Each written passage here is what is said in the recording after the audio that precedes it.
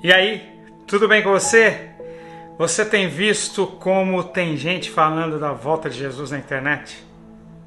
O que tem de vídeo mostrando as catástrofes que estão acontecendo e relacionando a volta de Jesus é fora do comum.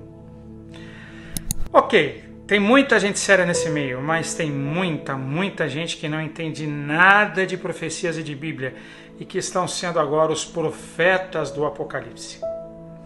As pessoas gostam desse tema de fim de mundo e tudo que é causa as pessoas prestam atenção, e muita gente que quer ser influenciador digital percebeu que os engajamentos de suas redes crescem com esse tipo de assunto.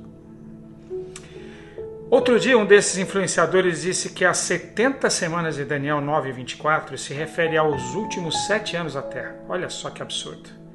Que vai de 2023 a 2030, e então viria o fim, culminando com a volta de Jesus. Nada a ver. Além desses influenciadores, muitos pastores e profetas de plantão estão dando as suas interpretações grotescas sobre como serão os últimos dias antes da vinda de Cristo. Tudo isso para atrair para si a atenção. E a pergunta que eu deixo hoje para você pensar é: em quem acreditar? Abra aí a sua Bíblia em Mateus, no capítulo 24, no verso 4, e vamos ver o que a palavra de Deus diz.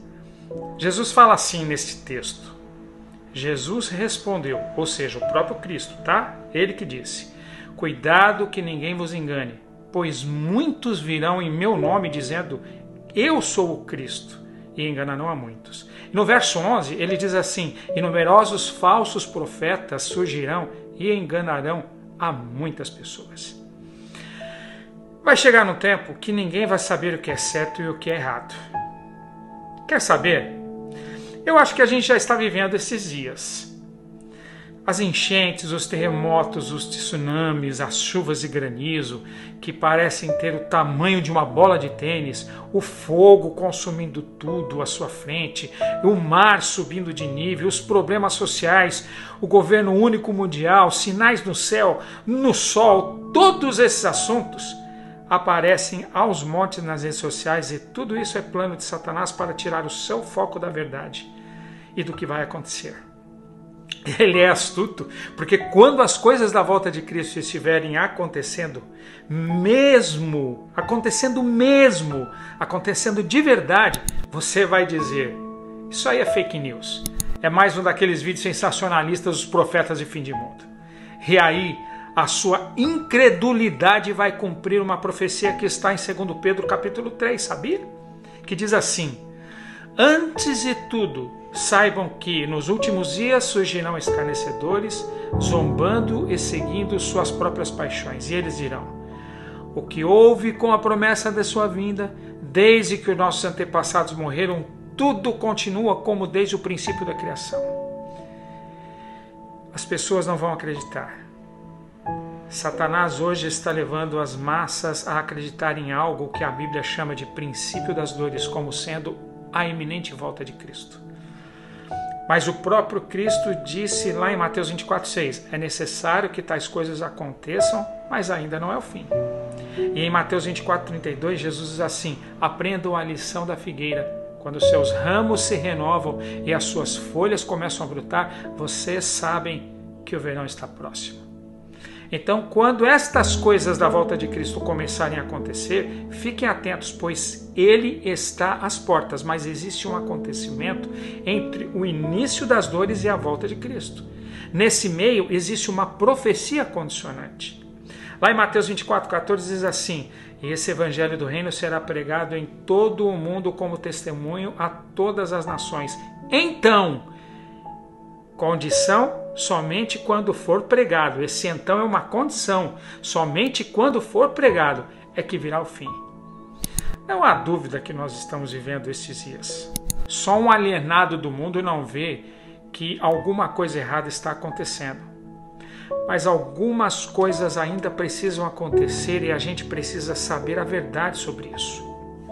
E você deve estar aí se perguntando: como saber quem está falando a verdade e quem não está?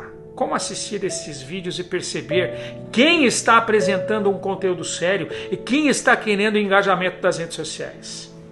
Primeira coisa, ore a Deus para que Ele lhe dê sabedoria e discernimento. Muitos desses influenciadores são os falsos profetas que Jesus disse. Pode ter certeza, a coisa vai ficar tão feia que aqueles mentores que nós seguimos hoje falarão absurdos, falarão mentiras e muitos acreditarão. Muitos pastores que são queridos por nós hoje não terão coragem de falar a verdade para não contrariarem as massas e os seus costumes, com medo de serem execrados, cancelados ou até mesmo mortos naqueles dias, sabia?